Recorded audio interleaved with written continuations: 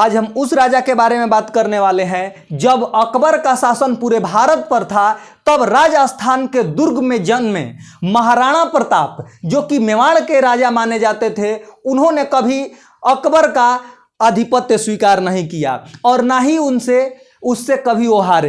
कहा जाता है कि अकबर कभी जीता नहीं और महाराणा कभी हारे नहीं। फिर से एक बार, अकबर कभी जीता नहीं और महाराणा कभी हारे नहीं। तो उनका जन्म 9 मई 1540 ईस्वी में राजस्थान के दुर्ग में हुआ। उनके पिता का नाम उदय सिंह और माता का नाम जयवंता बाई था। उनका हाइट जो था वो 7.5 फीट था। उनका कवच 70 केजी का और भाला 80 केजी का और दो तलवारें लगभग 10-10 केजी का। कहा जाता है कि महाराणा प्रताप के शरीर पर लगभग 208 केजी का वजन लेकर के और पूरे दिन युद्ध कर सकते थे।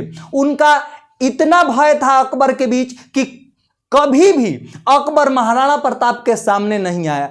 कई योद्धा को लड़ने के लिए भेजा, लेकिन अकबर कभी उनके सामने नहीं आया। महाराणा प्रताप के पिता उदय सिंह की और सारी पत्नियां थीं, तो उन पत्नियों के बीच में यह टकराव था कि मेरे पुत्र को राजा बना दिया जाए, मेरे पुत्र को राजा बना दिया जाए। और इस बात को भली भांति आंकते हुए अकबर ने क्या किया कि इन सभी लोगों में, राजपूतों में आपस में ही लड़ा दिया। कुछ राजपूतों को अपने फेवर में कर लिया और अपने फेवर में करने के बाद आपस में ही लड़ा दिया और इसका फायदा भी उसको मिला। इसी वजह से राजपूत जो हैं महाराणा प्रताप का साथ नहीं दिए। यदि महाराणा प्रताप का साथ दिए होते राजपूत, तो उस समय महाराणा प्रताप से अकबर कभी भी जीत नहीं पाता और हार भी जाता और पूरे भारत पर महाराणा प्रताप का राज होता। अब हम बात करते हैं हल्दी घाटी के युद्ध की। हल्दी घाटी की युद्ध जो है 1376 में स्टार्ट की गई थी। हल्दी घाटी के युद्ध में अकबर के 80,000 सेना के मुकाबला महाराणा प्रताप के मात्र 20,000 सैनिक कर रहे थे। हल्दी घाटी का युद्ध इतना भयावह था कि वहां पर अभी भी खुदाई होती है तो वहां पर तलवारों का जत्था निकलता है। अकबर के मन में महाराणा प्रताप का इतना भय था कि वो सपनों में भी महाराणा प्रताप को नहीं देखना चाहता था। महाराणा प्रताप का कहना था कि एक सैनिक 5 को मारेंगे, एक सैनिक 5 को मारेंगे। और उनका युद्ध का स्ट्रेटजी इतना बढ़िया था कि हल्दी घाटी का जब युद्ध हो रहा था उस समय उस घाटी का पूरा नॉलेज महाराणा प्रताप को था और बहुत ही आसानी से उन लोगों को हराया जा सकता था। इतने कम सेना होने के बावजूद भी महाराणा प्रताप उससे कभी न झुके और न ही हारे। महाराणा प्रताप बहलोत खान सहित, जब बहलोत खान को अपने तलवारों से काटे तो घोड़ा सहित 2 टुकड़ों में बहलोत खान कट गया और महाराणा प्रताप की जो तलवारें थी उसको चीरते हुए निकल गई।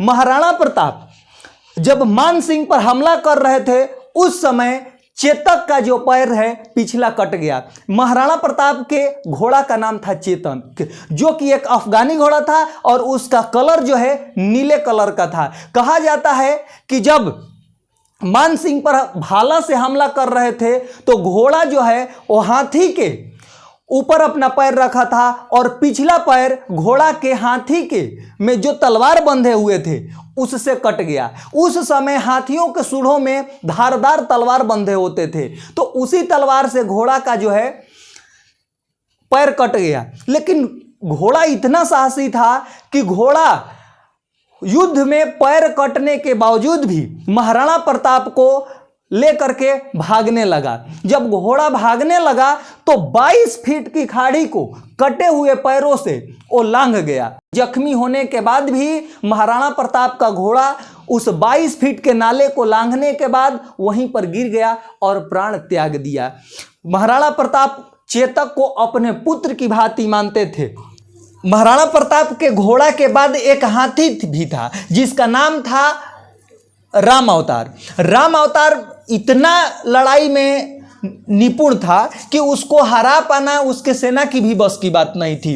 लेकिन इस बात को देखते हुए जैसे ही चेतक का पैर कटा और चेतक महाराणा प्रताप को लेकर के चला गया, उस समय चारों तरफ से लगभग 12-13 हाथियों से घेरवा करके और अकबर जो है, अकबर के जो वहाँ सेनापति थे उसको बस में करा करके और राम अवतार को अपने यहाँ ले गया।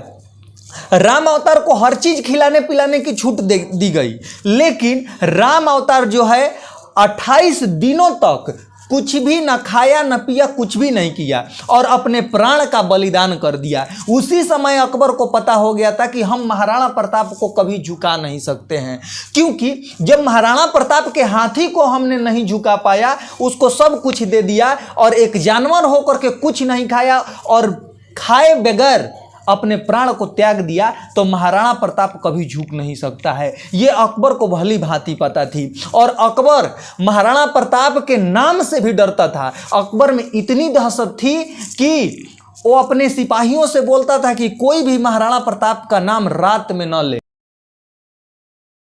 इसके बाद जब महाराणा प्रताप फिर युद्ध के लिए तैयार हुए तो कुछ दिनों तक जंगलों में रहे और कई लोग उससे, कई राजा मिल करके कहते रहे कि आप अकबर का आधिपत्य स्वीकार कर लीजिए।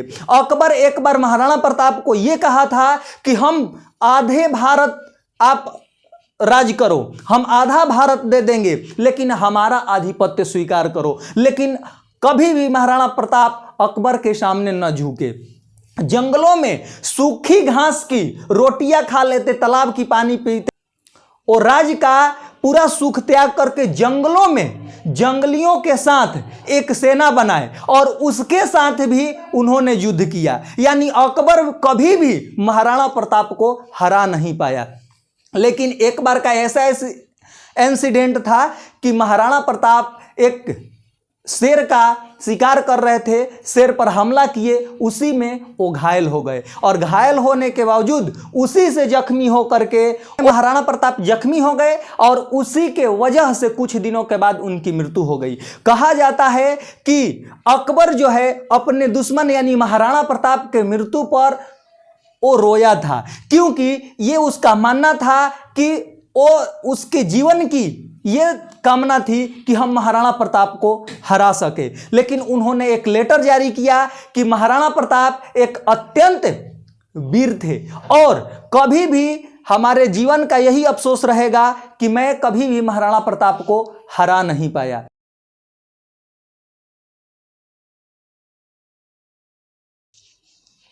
यदि आप इस वीडियो को फेसबुक पर देख रहे हैं तो पेज को फॉलो कर लें, यूट्यूब पर देख रहे हैं तो चैनल को सब्सक्राइब करके बेल आइकन को प्रेस कर लें। मिलते हैं फिर ऐसे ही इंफॉर्मेशन के साथ, तब तक के लिए जय हिंद।